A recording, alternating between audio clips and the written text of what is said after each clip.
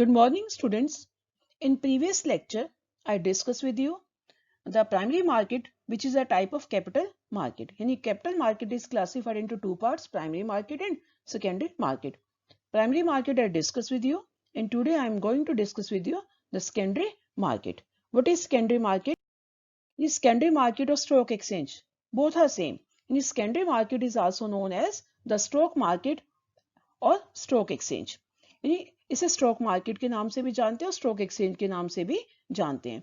It is a market for the purchase and sale of existing securities. ये कौन सी market है? यानी existing securities को, यानी यहाँ पर पहली फ्रेश न्यू इश्यू मार्केट नहीं है. न्यू इश्यू मार्केट तो थी प्राइमरी मार्केट, जब पहली बार सिक्योरिटीज को इशू किया जाता है.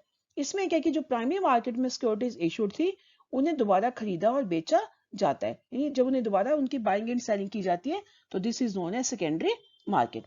It helps existing investors to disinvest. यानी क्या हेल्प करती है?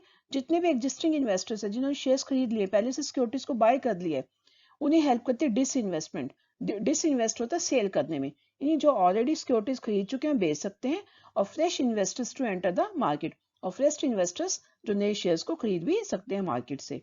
It also provides liquidity and marketability to existing securities. यानी क्या हेल्प करते हैं कि जो एग्जिस्टिंग सिक्योरिटीज है उनकी उन्हें मार्केटेबिलिटी, यानी उन्हें मार्केट प्रोवाइड करते हैं. यानी मार्केट क्या होती है? जहाँ पर बाइंग एंड सेलिंग होती है. और लिक्विडिटी क्या होती है? जहाँ पर सिक्योरिटीज को बेचा जा सकता है, यानी सिक्योरिटीज को जब कैश में कन्वर्ट कर दिया जाता है, that is known as liquidity. And it also contributes to economic growth by channelizing funds towards the most productive investments through the process of disinvestment and reinvestment. यानी डिसइन्वेस्टमेंट और reinvestment की help से, यानी disinvestment मतलब cell और reinvestment मतलब purchase की help से कंट्री में जो शेयर मार्केट में इकोनॉमिक ग्रोथ को बढ़ाया जाता है. यानी इसमें क्या होता है कि जितने भी फंड्स हैं उसे प्रोडक्टिव इन्वेस्टमेंट में जो है लगाया जा सकता है. Now, these are also known as features and functions of secondary market. इसे functions या features भी कह सकते हैं secondary market के, objectives भी कह सकते हैं. Now, next. Secondary market is stock exchange. और stock exchange क्या है? The same. The stock exchange is a market which facilitates the exchange of a security. Security मतलब shares और debentures into money. ये stock exchange एक ऐसी market है जहाँ पर जितनी भी सिक्योरिटीज हैं उसे कैश में कन्वर्ट किया जाता है. एंड वाइस वर्सा मतलब मनी को सिक्योरिटीज में और सिक्योरिटीज को मनी में कन्वर्ट किया जा सकता है. Stock exchange helps companies to raise finance and provide liquidity and safety to investment to investors. ये स्टॉक एक्सचेंज क्या हेल्प करती है? कंपनीज के फाइनेंस रेज करने में, लिक्विडिटी प्रोवाइड करती है और सेफ्टी, यानी इन्वेस्टर्स को सेफ्टी भी मिलती है उनकी इन्वेस्टमेंट में. तो this is the definitions given by the under the Security Contract Regulation Act 1956, the term stock exchange has been defined as any body of individuals, whether incorporated or not, constituted for the purpose of assisting, regulating, and controlling the business of buying and selling or dealing in securities. This is the definition of stock exchange given by the Security Contract Regulation Act 1956. Now, functions of stock exchange. What are the functions of stock exchange or secondary market? Point 1, it provides liquidity and marketability to existing securities. ये stock exchange क्या करते हैं कि जो existing securities है उन्हें market और liquidity provide करते हैं. कैसे? The main function of a stock exchange, ये already भी मैं बता चुकी हूँ आपको meaning में, is to provide a ready and continuous market for the sale and purchase of existing securities. ये stock exchange एग्जिस्टिंग सिक्योरिटीज को बेचने और खरीदने के लिए एक ready and continuous market provide करता है. It helps existing investors to disinvest. यानी स्टॉक एक्सचेंज में जो एग्जिस्टिंग इन्वेस्टर्स हैं अपनी सिक्योरिटीज को बेच सकते हैं, डिसइन्वेस्ट मतलब बेच सकते हैं, and fresh investors to enter the market, और फ्रेश इन्वेस्टर खरीद सकते हैं. It provides both liquidity and marketability. यानी मार्केट भी प्रोवाइड करती है सिक्योरिटीज को और लिक्विडिटी भी प्रोवाइड करती है. Now second point is pricing of securities.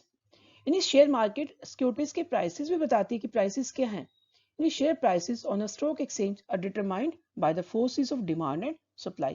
हमारी सारी मार्केट डिमांड एंड सप्लाई से चलती है. A stock exchange is a mechanism of constant valuation through which the prices of securities are determined. कहते हैं इसमें लगातार डिमांड एंड सप्लाई फैक्टर को देखा जाता है, क्योंकि डिमांड एंड सप्लाई फैक्टर ही बताते हैं कि सिक्योरिटी के प्राइसेस क्या होंगे. ये stock market indices like Sensex, BSE मतलब Bombay stock exchange, NSE means national stock exchange, etc. to reflect market directions and indicate day-to-day fluctuations in the share prices. यानी ये जितने भी इंडिसेस हैं ये हमें डेली जो मार्केट की इंफॉर्मेशन देते हैं कि शेयर्स की प्राइसेस क्या चल रहे हैं, और डे टू डे जो जितने भी शेयर प्राइसेस में फ्लक्चुएशंस होते हैं वो भी पता लगते रहते हैं. यानी अगर सिक्योरिटीज की डिमांड ज़्यादा है तो उसके प्राइसेस बढ़ जाएंगे, अगर सिक्योरिटीज की डिमांड कम है तो उसके प्राइसेस कम हो जाएंगे. Now next point is safety of transactions. तो स्टॉक मार्केट ट्रांजेक्शन्स में सेफ्टी भी लाती है क्योंकि इसमें कोई फ्रॉड नहीं हो सकता, ट्रांसपेरेंट मार्केट है.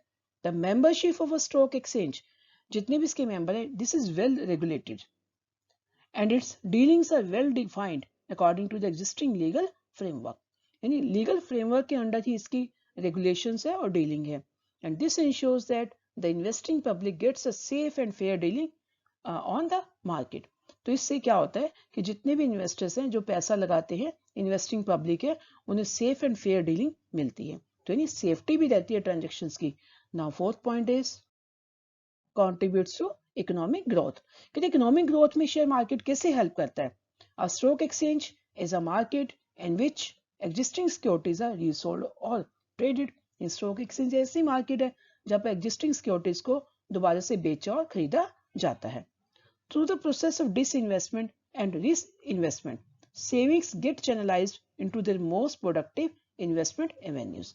वही सेम प्रोसेस यानी से बाइंग एंड सेलिंग से क्या होता है कि जो सेविंग्स है हमारी मोस्ट प्रोडक्टिव इन्वेस्टमेंट एवेन्यूज में लगाई जाती है.